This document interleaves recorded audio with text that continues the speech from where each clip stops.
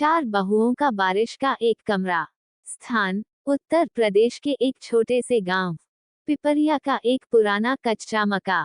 गांव में 2 हफ्तों से झमाझम बारिश हो रही थी। पुराना घर चारों ओर से टपक रहा था। कहीं छप्पर से पानी गिरता, कहीं दीवार से सीलन टपकती। लेकिन सबसे ज्यादा चिंता की बात थी, एक ही सूखा कमरा बचा था पूरे घर में। बाकी सभी कमरों में या तो पानी भर चुका था या मिट्टी गिर चुकी थी। अम्मा जी ने चारों बहुओं को बुलाया। देखो बेटियों, अब फैसला तुम ही चारों को करना है। ये एक ही सूखा कमरा है और तुम चारों अलग अलग रहती हो। अब बताओ कैसे रहोगी। गुड्डी बोली, मैं तो बड़ी हूँ, मुझे तो अधिकार से पहला हक है इस कमरे पर। बबली बोली, अम्मा जी, मैंने सबसे ज्यादा मेहनत की है इस घर में, मैं भी कम हक नहीं रखती। रज्जो बोली, मैं पढ़ी लिखी हूँ, मेरी नींद खराब हुई तो ऑफिस का काम कैसे होगा। पिंकी बोली, मैं तो वीडियो कॉल ऑनलाइन काम करती हूँ, मुझे फोन चार्ज करने की जरूरत है। अम्मा जी चुपचाप सुनती रहीं, फिर बोली, तो क्या तुम सब अपना सुख चाहती हो और दूसरों का दुख देख नहीं सकती? क्या बहुएं अब आपस में एक साथ नहीं रह सकती? अम्मा जी की आंखों में आंसू देखकर चारों बहुएं चुप हो गईं। तभी पिंकी ने कहा, अम्मा जी, क्यों न हम चारों मिलकर इसी एक कमरे को आपस में बांट लें। जैसे 4 कोने 4 बहुएं, हम चारों साथ में भी रह लेंगे और आप भी हमारे साथ रहिए। एल गुड्डी ने सबसे पहले अपने कोने में एक चटाई बिछा दी और कहने लगी, मैं सुबह जल्दी उठ जाऊंगी, किसी को दिक्कत नहीं होगी। बबली बोली, मैं सबके लिए गरम गरम चाय बना दूंगी, ताकि मौसम का मजा भी आए। रज्जो ने किताब निकाल कर कहा, मैं अपनी किताबें आप सबके साथ बांटूंगी।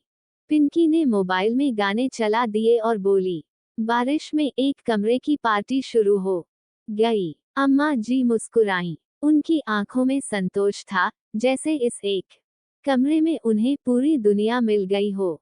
बारिश रुकने का नाम नहीं ले रही थी। छत पर मटके रख दिए गए थे, दीवारों से पानी पोंछा जा रहा था और चारों बहुएं बारी बारी से खाना बना रही थीं। कभी गुड्डी पराठे सेंकती, तो बबली दाल चढ़ाती। रज्जो बच्चों को पढ़ा रही थी और पिंकी सबके लिए टेम्परेचर वाली रिपोर्ट मोबाइल पर दिखा रही थी। छोटे से कमरे में चारों बहुएं जैसे 4 दिशाएं बन गई थी, हर दिशा अलग, मगर केंद्र में थी सास अम्मा जी, जो सबको प्रेम से जोड़ रही थी। 3 दिन की मूसलधार बारिश के बाद जब सूरज निकला, तो आंगन में धूप फैली। चारों बहुएं बाहर आईं, एक दूसरे को देखकर मुस्कुराईं। अब वे 4 नहीं रही थी, वे एक थीं। अम्मा जी ने आंगन में खड़े होकर कहा, बारिश तो बस बहाना थी बेटियों, असली इम्तिहान तो आपसी समझदारी और प्यार का था। तुम सब पास हो गईं।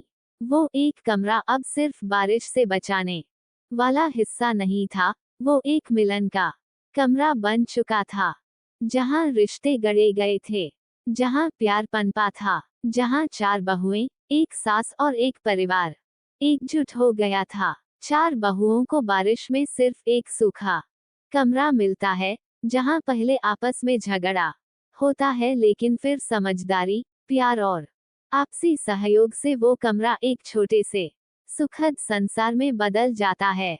4 बहुओं का एक कमरा। बारिश थम चुकी थी। 4 दिन तक एक कमरे में साथ रहने के बाद चारों बहुओं का रिश्ता कुछ और गहरा हो गया था। अब वे केवल नंदों की तरह नहीं, साथी बन गई थीं। जब धूप निकली, तो सबने मिलकर घर के बाहर कीचड़ और गंदगी साफ की। आंगन धोया गया, पुराने गमले धूप में रखे गए और अम्मा जी की सूखी तुलसी फिर से मुस्कुराने लगी। पिंकी एक दिन कहने लगी, दीदियों, जब हम सब एक कमरे में साथ रह सकते हैं, तो क्या हम पूरे घर को मिलकर फिर से नया नहीं बना सकते? रज्जो बोली, हाँ, किचन में 2 चूल्हे हैं, एक मैं चाय चढ़ा सकती हूँ, दूसरे में आप सबकी पसंद की सब्जी बना सकते हैं। बबली बोली, हमारा ये कच्चा आंगन अगर थोड़ा साफ सुथरा हो जाए तो बच्चे खेल सकते हैं। गुड्डी बोली, और मैं सबके लिए हर रविवार को गरम गरम पूड़ियाँ बनाऊंगी। अम्मा जी मुस्कुरा उठी। अब बात एक कमरे से निकलकर पूरे घर की हो रही थी। आंगन में सहयोग, चारों बहुओं ने काम बांट लिए। गुड्डी रसोई की व्यवस्था, बबली आंगन की साफ सफाई और झूला लगाने का विचार, रज्जो बच्चों की पढ़ाई और दीवारों पर रंगोली जैसे डिजाइन, पिंकी मोबाइल से डिजाइन देखकर घर के पुराने सामान से सजावट। आंगन में मिट्टी के कुल्हड़ टांग दिए गए। तुलसी चौरे के पास छोटी सी रंगोली बनी और दीवारों पर पिंकी ने क्यूआर कोड चिपकाया, जिससे कोई भी खेत से सब्जी लाने वाला आदमी उनके घर का लोकेशन जान सके। अम्मा जी ने एक दोपहर को चारों बहुओं को बुलाया। बेटियों, मुझे सपना आया था कि इस घर में एक दिन हंसी, खुशी और गीतों की गूंज होगी, और अब वो सपना तुम चारों पूरा कर रही हो। चारों बहुएं भावुक हो गईं। पिंकी ने तुरंत इंस्टाग्राम लाइव खोल दिया। हमारे आंगन की धूप नाम से एक छोटा सा पेज बना दिया। गांव की महिलाओं को जोड़ना शुरू किया। रज्जो ने आंगन में छोटी क्लास शुरू कर दी, जहां औरतें पढ़ना सीखने लगीं। पड़ोस की बुजुर्ग औरतें कहने लगीं, देखो रामदीन की बहुएं पहले तो अलग अलग रहती थीं, अब एक हो गई हैं। ये आंगन जैसे मंदिर बन गया है। पड़ोस की एक विधवा महिला रोज उनके आंगन में बैठने लगी। गुड्डी ने उसके लिए अलग तख्त रख दिया। अब वो एक कमरा, जो बारिश में उनका सहारा बना था, एक आंगन में बदल चुका था, फिर एक घर में, और अब एक परिवार में। चारों बहुएं अलग अलग सोच और स्वभाव की थी, लेकिन एक बात समान थी, घर को घर बनाने की चाह। एक शाम चारों बहुएं तुलसी चौरे के पास बैठी थी। अम्मा जी ने सबको हल्दी वाला दूध दिया और बोली, बेटियों, जब बहुएं आपस में बहन बन जाएं, तो घर में कभी बरसात नहीं होती। चारों ने एक स्वर में कहा, अब हमारा घर नहीं, हमारा सपना है ये। बारिश में एक कमरे से शुरू हुआ बहुओं का मिलजुल अब पूरे आंगन में फैल चुका है। मिलजुल कर वे घर को संवारती हैं, परिवार को जोड़ती हैं और एक दूसरे की ताकत बन जाती हैं। चार बहुओं की रसोई और मोहल्ला प्रतियोगिता। पिपरिया गांव में सावन का महीना आया था। हर तरफ हरियाली थी। आंगन में आम की गुठलियां पड़ी थीं और औरतें पत्तल में भजिए परोस रही थीं। गांव की पंचायत ने पहली बार एक अनोखी प्रतियोगिता रखी, मोहल्ला रसोई प्रतियोगिता, जिसमें हर घर की बहुएं भाग ले सकती थीं। इनाम बड़ा था, 10 किलो चावल, 5 लीटर सरसों का तेल और तांबे की थाली का सेट। लेकिन उससे भी बड़ा था सम्मान। अम्मा जी ने रसोई में चारों बहुओं को बुलाया। बेटियों, अब तक तुमने घर को मिलकर संभाला है, अब गांव को दिखाओ कि हमारे घर की रसोई में स्वाद भी है और एकता भी। चारों बहुएं मुस्कुराईं और एक स्वर में बोलीं, इस बार जीत हमारी होगी, अम्मा जी। योजना बनती है। चारों ने रसोई को 2 हिस्सों में बांट लिया। चारों ने ठान लिया, इस बार मोहल्ला रसोई में स्वाद नहीं, मिलजुल कर बनाए गए स्वाद की जीत होगी। गांव के चौपाल पर रंग बिरंगी पगड़ियां, बच्चों की किलकारियां और हर कोने से आती पकवानों की खुशबू।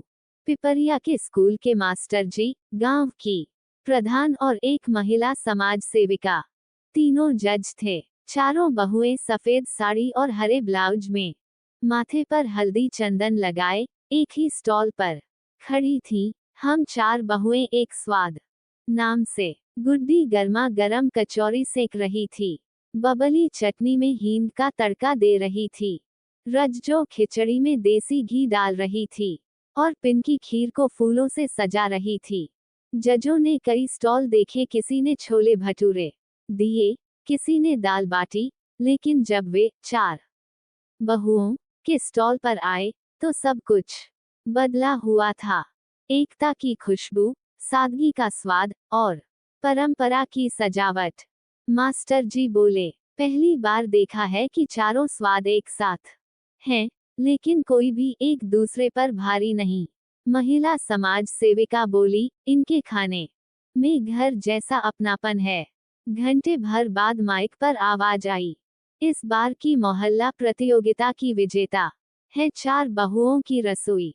भीड़ तालियां बजाने लगी, बच्चे झूम उठे। अम्मा जी की आंखों में आंसू थे। इनाम लेने चारों बहुएं मंच पर पहुंची। अम्मा जी ने पीछे से आकर कहा, इनसे बेहतर नमक, स्वाद और प्रेम किसी के खाने में नहीं मिल सकता। शाम को जब घर लौटी तो इनाम की थाली में पहले तुलसी का जल रखा गया। अम्मा जी बोली, ये थाली सिर्फ खाना परोसने की नहीं है, ये हमारे रिश्तों की जीत है। चारों बहुएं तुलसी चौरे के पास बैठ गईं। पिंकी बोली, अब अगला पड़ाव क्या, अम्मा जी? अम्मा जी मुस्कुराईं, अब गांव की बेटियों के लिए हम रसोई और रोजगार की पाठशाला खोलेंगे। चारों बहुएं मिलकर गांव की रसोई प्रतियोगिता में हिस्सा लेती हैं, अपनी अपनी विशेषता के साथ एकजुटता का स्वाद परोसती हैं और मोहल्ले में अपनी पहचान बना लेती हैं।